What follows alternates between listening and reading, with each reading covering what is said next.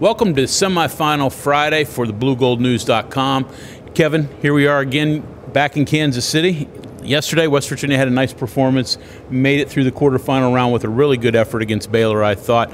Just overall for the tournament, your thoughts. Kansas won yesterday, their first victory over Oklahoma State of the season.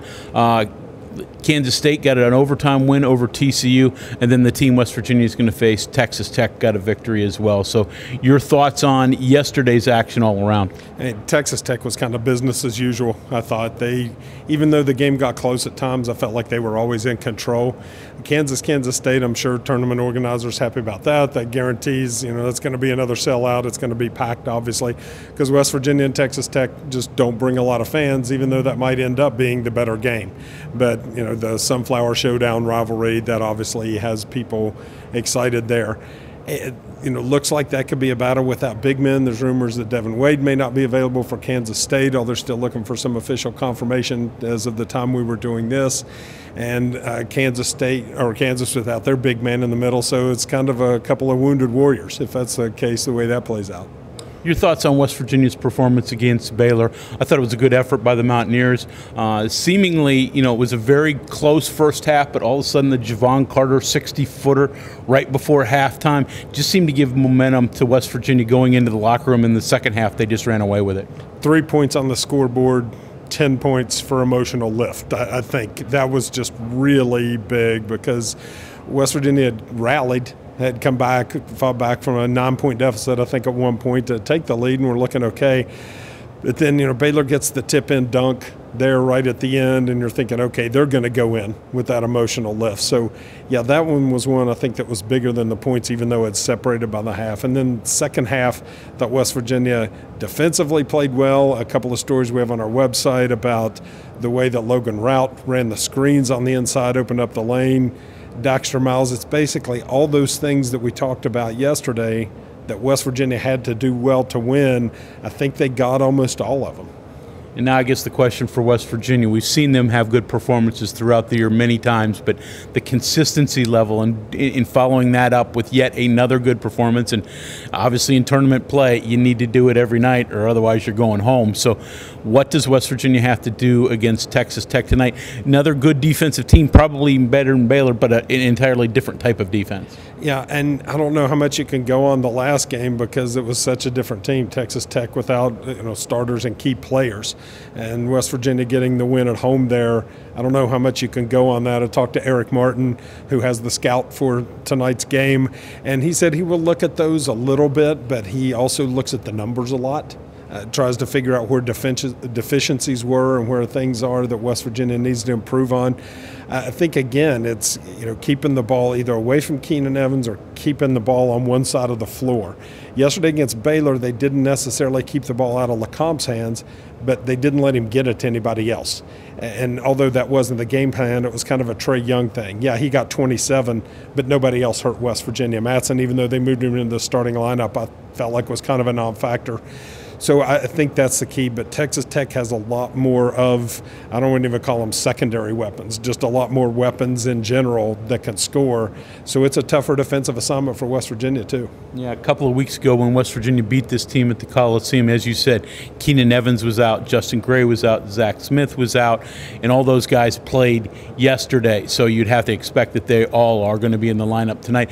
They say Keenan Evans isn't quite 100%. Their senior point guard. He's very good. He may be the best player in the league when he's fully healthy, above Devontae Graham, who was the player of the year in the league. But I'm not quite certain he's 100% healthy. Is he the guy that really makes them go? He's the guy West Virginia has to stop? I think so, but I don't think you can focus on him because the Smiths will hit jumpers. They will slash to the rim. That was how they won their game yesterday when it got close. They got a lot of slashes, a couple of tip-back dunks, things like that you're not really expecting them to do, but they just do a lot of things well. And, yeah, Evans might not be 100%, but if you're thinking that's a huge advantage, I mean, West Virginia fans should think, okay, what would Javon Carter be at 80%? Still really, really good. So, you know, it's that time of year. Everybody has bumps. Everybody has problems. West Virginia might be as healthy as they've been this year and might have a little bit of an advantage there, but this is going to be a real battle. Yeah. 22 turnovers for Baylor last night for West Virginia. It was the season high for the Bears.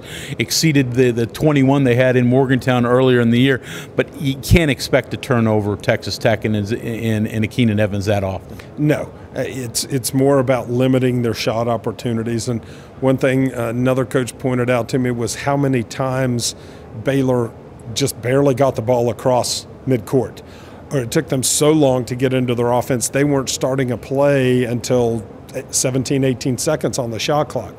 So when you do that, you give them fewer chances to break down the defense. You give them fewer chances to move and find places they can exploit. I think that's important too, is not just getting back in transition, but can West Virginia get them to burn 6, 7, 8 seconds getting the ball up court and getting into their offense. Obviously, West Virginia wants to leave Kansas City with the Big 12 championship, but there is another tournament after this one. But what you do here affects your seeding and what's going to come in the NCAA tournament. A lot of the bracketologists seem to have West Virginia as a 4 seed. Can they improve that a great deal if they win tonight, if they win on Saturday? And are they past the point where they probably drop any? I think they are past the point where they might drop, although the caveat is it's not just a zero-sum game. You've got to look at what other people do, but barring huge surges from other teams right around the same seed line, I don't think they're going to drop any. I think if West Virginia wins tonight, maybe they're in play for a 3, again, depending on what other people do. If they would win the tournament, they might be a 2. There's just a lot of emphasis placed on that, even though it's just a couple of game runs. But I couldn't see them any lower as a 3. So, yeah, tonight's game is definitely important. Still a lot to play for. Predictions mean nothing because it's all going to take place on the court this evening. But Kansas State, give me your thoughts on who wins that one. Then obviously we'll follow that up with West Virginia and Texas Tech. I guess it's for Kansas State. Is Wade playing? They have to feel like they lost a couple of chances. I'm sure everybody does against Kansas this year, but Kansas handled them pretty easily at home. And when they're making shots from the outside, when Newman is making shots like he did yesterday to compliment Graham, they're really tough. I still kind of think they get that edge. As for West Virginia, I'm terrible predicting what they're going to do and who are going to show up. But again, we discussed yesterday about players that had to play well and do things. Is it Issa Ahmad and Dexter Miles again? If they give contributions on Friday night like they did on Thursday night, West Virginia has a realistic chance of winning the game. If it's a 4-point, 6-point, 3-rebound night, very little chance to win the game. Yeah, I think you said that very well. Well, we got a number of hours before tip-off, even on the first game tonight, but obviously stay tuned to BlueGoldNews.com throughout the afternoon. Throughout the evening, we'll have all the pregame coverage, all the postgame coverage right here for you.